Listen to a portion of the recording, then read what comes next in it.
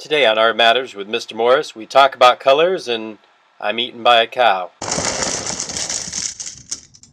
Da da da da da da da da da da da da. Woo! Da da da da da da da. Da da da da da. Woo! Da da da da da da. Art Matters with Mr. Morris. Yeah. Welcome back. Some of you were complaining that the scene from my prior videos was too redundant. So I'm standing with some heifers right now that are eating my hair and shirt. Fun side fact, they have a tongue that's about 3 foot long and it feels like sandpaper. Bet you didn't know that. Today, our goal is to review the color wheel. And I know we've reviewed it in the past and you might be getting a little bit bored of it, but we've got a couple projects coming up that we're going to need to know our color wheel very well before we can do those. So watch the following video, get a review about the color wheel, and roll clip. Honestly, it's like if your cat had a tongue the size of your arm and drooled profusely. Today we're going to build a special building, but our special building, it's going to need a good foundation. And I know I think of stone when I think of a good solid foundation for a building. But I don't want to dig up that stone. Instead, we're going to make some stone. So I guess the first question I have is, how is stone made? One source is from volcanoes. Volcanoes spew out liquid hot lava. And that lava eventually cools down, especially when it comes in contact with water. So for today, we need our magical bucket of water. We're also going to need a bucket of liquid hot lava. Once we mix those two together, we're going to create a lot of steam. And now, voila! A special foundation that's made out of solid rock. Bow, wow, wow, wow! Yeah! Okay, no, seriously though. We have our special foundation made out of red lava and blue water. And oh, what's this? Oh, it's the yellow sun rising up from the horizon. Yeah, we're going to have the yellow sun that's going to shine down on our special building. But I wonder, what kind of building will last forever? Because I want our special building to last forever. Well, I think about the oldest buildings that I can think of. The pyramids. The oldest pyramid known right now is 4,680 years old. And it's still standing today. So our special building's also going to be a pyramid. And you know what? It was voted #1 building. So I want to put a #1 at the corners, or the cornerstones, of all the points on my special pyramid. Now our first building turned out to be such a success that we're going to build a second one. And I'm going to make this one so it wouldn't be able to stand on its own if it wasn't for the first building, because it's connected to that first building. Almost like that first building is its foundation. It's going to have a roof that's going to be just as wide as the base is wide. Next, I'm going to run 2 walls that go deep underground. Make a cool basement. So far, the yellow sun shines down over the foundation made of blue water and red lava. But now I wonder, what does the yellow sun and the blue water help to grow? Well, what I'm going to put between them is green grass, because that's what grows with help of the yellow sun and the blue water. And we all know that volcanoes are hot, and we know that the sun is hot. So what goes between those? Well, I think about that green grass, and if it was in that hot sun and the red hot lava touched it, it would turn to orange flames. So, poof! Now we have orange. What happens if I take that red lava and that blue water and I put them together? What color did I get? Well, let's put them together first, and let me show you a trick. If I remove the tail of the R, you'll see it becomes a P. And if I remove the bottom hoop of the B, it also becomes a P. That's my first hint. It's going to be purple goes in there. But I have another way of remembering it also. If you play Minecraft, you already know that red lava and blue water make purple obsidian. Or another way of thinking of it is that underground can be cold or it can be hot. Water is cold, red lava is hot, So purple can be kind of both. Remember, purple is in our underground basement of the second building. Now my second building was such a success that I also want to make sure I put 2s now in the corners of the building to remind me it was my second building. And now it's time for something crazy. We're going to make a third building. This building can't fit inside of our other 2 buildings, so we're going to make hallways at the little corners. We're going to make 6 hallways pointing outwards. Now these next colors are a little bit tricky because different people in different artistic professions call them by different names. We're going to keep it really simple.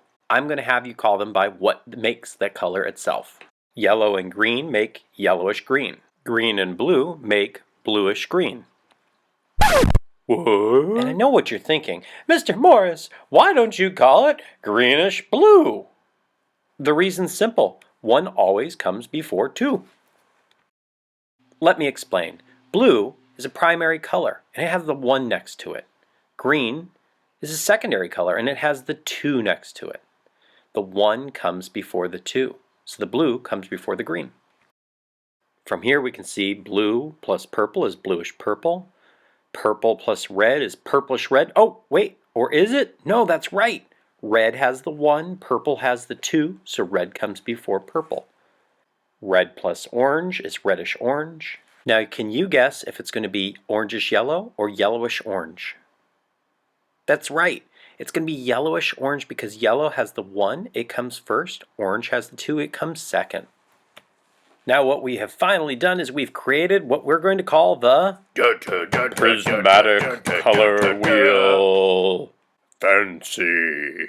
We'll cover why it's called the prismatic color wheel on a future video. So our prismatic color wheel has 3 primary colors, has 3 secondary colors. Let's review all that. A primary has 1 color in it, only 1, whereas a secondary has 2 colors in it. And a tertiary, you guessed it, has 3 colors inside of it. It's like you took your primary with 1 and you took your secondary with 2. 1 plus 2 is 3.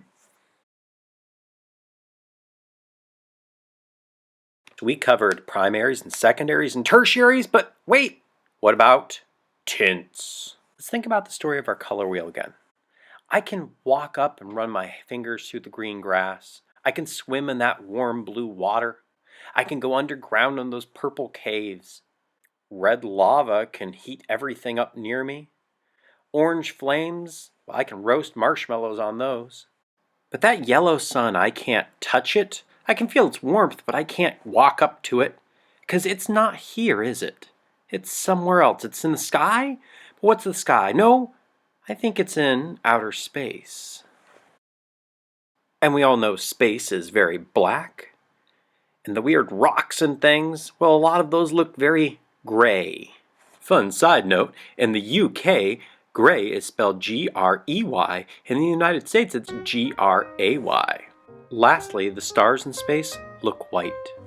What's special about tints is they're not colors, but they influence colors.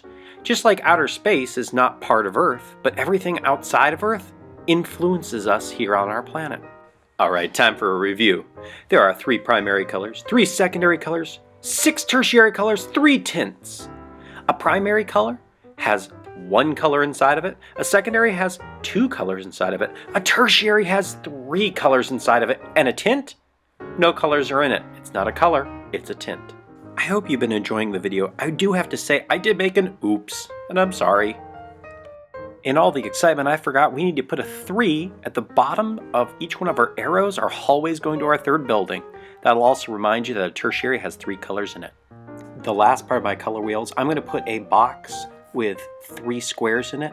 I'm going to put that away from the rest of the wheel because it's not part of the wheel, but it influences the wheel. In that, I'm going to put the black, gray, and white for my tints. And that, my friends, that's your chromatic color wheel with tints. We're sorry, but due to the recent shortages in revenue generated by the wholesale purchase of fur coats developed for cats in Florida, and the stagnation of growth in the cement cookie industry, we at Nell Nell Corp. are sad to announce that this current animation for the video will be required through both federal jurisdiction of the Moon and the Alliance of Squid Groomers International to henceforth not be funded. Here at Nell Nell Corp, our expressed concern is for your continued education, and we hope that this drop in the already low quality of this animated video does not inconvenience you, your family, or that one neighbor's dog named Fred that keeps digging holes in my yard. We shall now return you to your already airing video, Mr. Line.